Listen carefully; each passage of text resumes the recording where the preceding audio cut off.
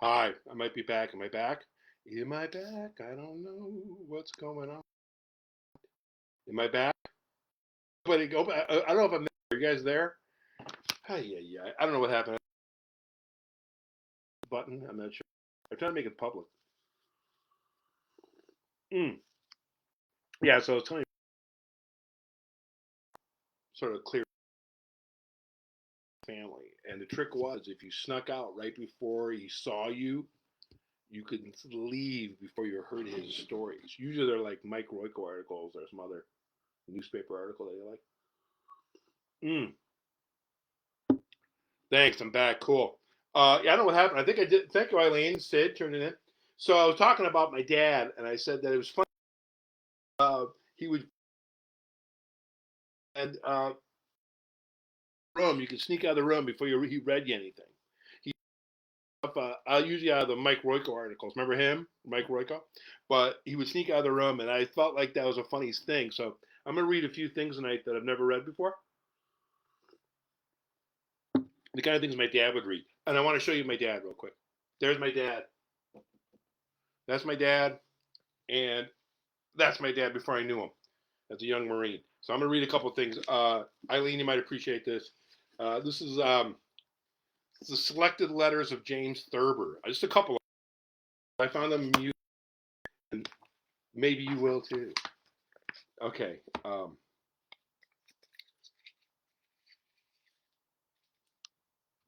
Dear boys, written in 1958. You can tell where I get my ideas from the things I write. Then you will know as much as I do about it as I do. To write about people, you have to know people.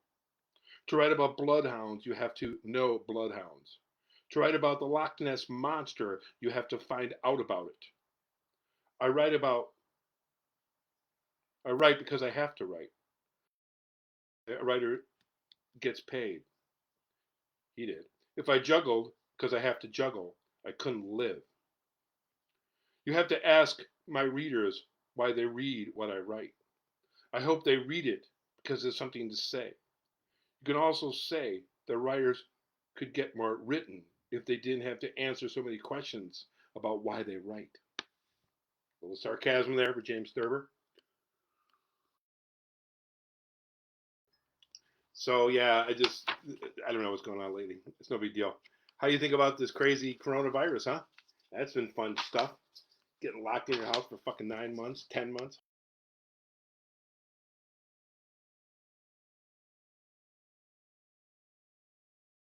This is another poem, another for a letter that he wrote, and this is written to a college, and her name was a teacher named Mrs. Snell. 15 years ago and more, I sometimes talked briefly to English classes at Ohio State, on which frightening occasions my nervousness made the class nervous.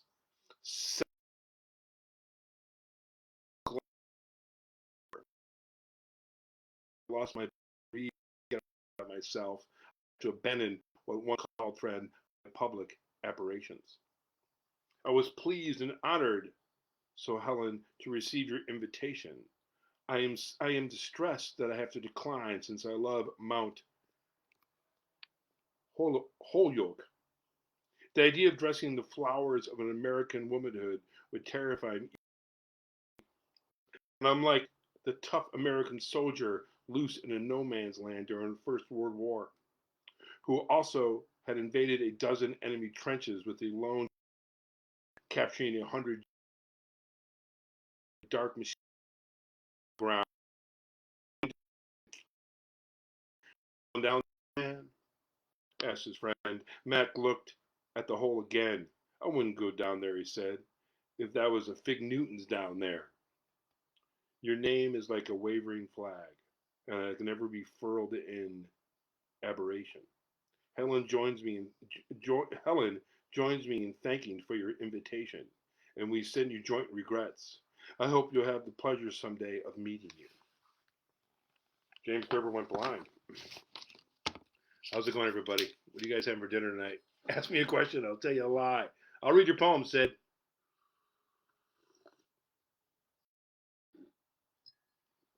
I'm gonna read one more of these weird James Thurber stories. Hope you guys don't hate these things. Okay? What's happening down there? Sorry about that. Good evening once again. Happy Thursday. God, this sucks. It's not going out, huh? It's lonely as shit. All right.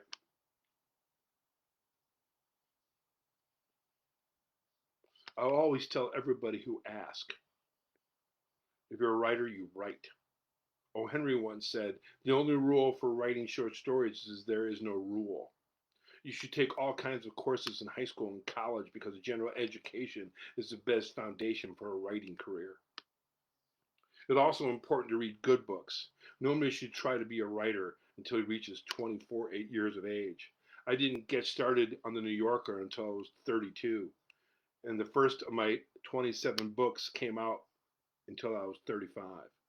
Good luck. Good luck, buddy. Wonton. I like wonton soup, by the way. Wonton. Mm. I've been listening a lot of Betty LaVette lately, singing Bob Dylan songs. Mm. Which is a hint. I'm going to read a lyric later. How many white hairs do I have in my beard? Hey, Tuesday. He just asked me how many white hairs I have in my beard. I have more white hairs on my beard than I do on my crotch. I don't keep track of either one though. Hi, Tuesday. Hi, Sid. Hi, Lane. Thanks for tuning in, you guys. All right. Yeah. Okay.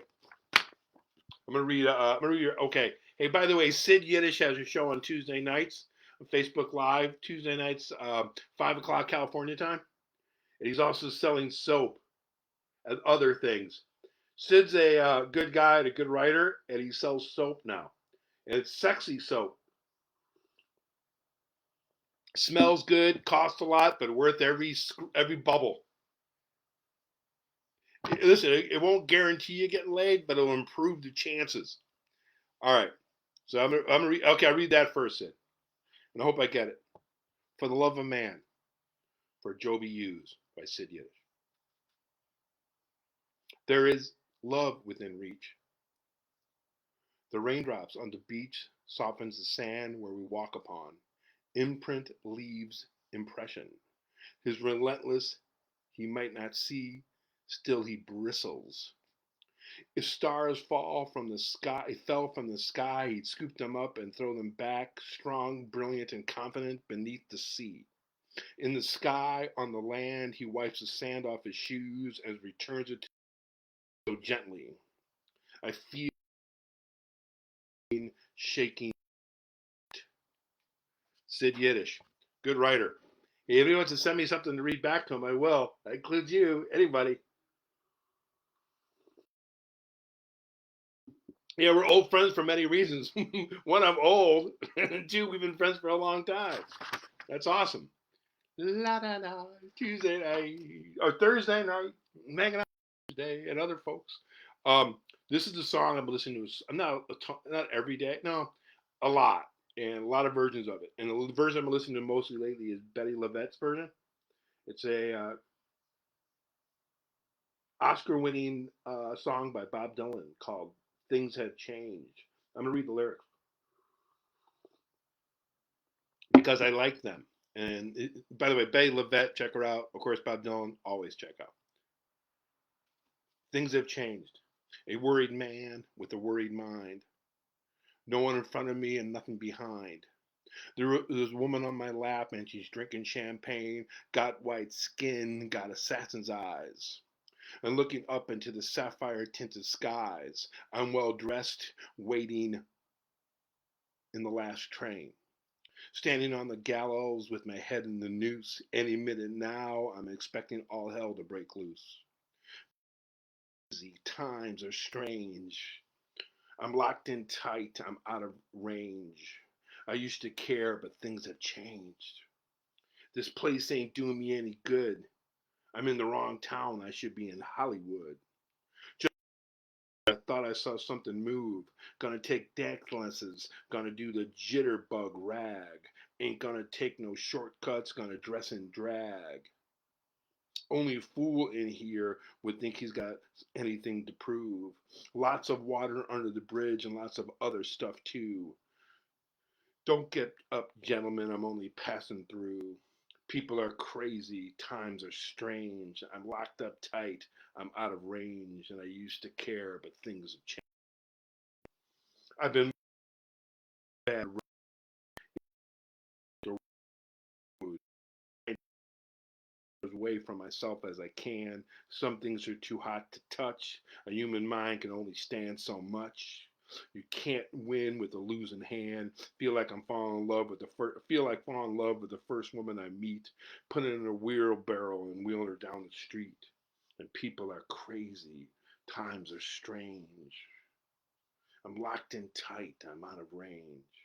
I used to care, but things have changed. I hurt easy. I just don't show. You can hurt someone and not even know it. The next 60 seconds could be an eternity. Gonna get low down, gonna fly high. All the truth in the world is the one big lie. I'm in love with the woman who don't even appeal to me. My Jinx and Miss Lucy, they jumped in the lake, and I'm not eager to make a mistake. People are crazy, and times are strange. I'm locked in tight, and I'm out of range. I used to care, but things have changed. How's it going, everybody? That's Bob Dylan. That's all I can say. I thought the other day, it's like lyrics and melody.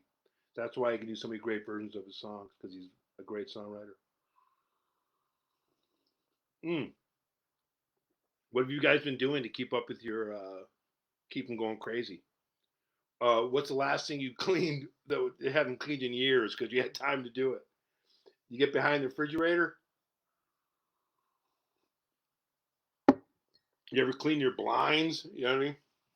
I know you guys know this poem, or anybody knows me and knows I love this poet. So I'm gonna read two of his poems now. I've read them before, but not these ones. And I realize they need new stuff, but I'll get it. Again, Stanley Kunitz, the collected poems of my favorite poets. My mother's pears, plump, green gold, Worcester's pride, transported from through in a box marked handle with care. Pears, hand picked and polished and packed for deposit at my door. Each in its crinkled nest with a stub of stem attached and a single bright leaf like a flag, a smaller than usual crop, but still enough to share with me, as always, at harvest time. These strangers are my friends, these kindness blesses the hour my mother built at the edge of town, beyond the tall trolley, when a century was young and she proposed, for her children's sake, to marry again, not knowing how soon the windows would grow dark and the velvet drapes come down. Rubble accumulates in the yard, workmen are hammering on the roof, and I'm standing knee deep in dirt, which they shovel in my hand. Mother has a wrapped kerchief around her neck. Her glasses glint in the sun. When my sisters appear on the scene, gangly and softly teetering, she waves them back into the house to fetch us pails of water, and they skip out of our sight in their matching midday gown blouses. I summon up all my strength to set the pear tree in its burlap shroud. It is taller than I. Make room for the roots, my mother. Dig the hole in here. I don't know. I haven't taught to see. All right, yeah, I don't have Sarah. I think all of them. You think you can't afford it? Yeah, thank you. He performed at his club in Santa Monica. He has a club and there's also a boxing gym.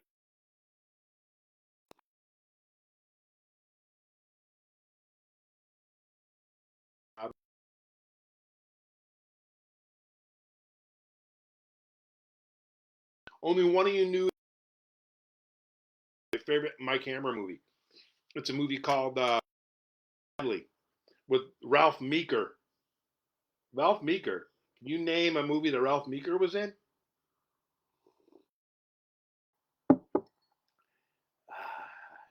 I tell you, he was in the Dirty Dozen with Lee Marvin. Oh, it's or sorry, that sucks. I know. I'm trying to figure this shit out. It's just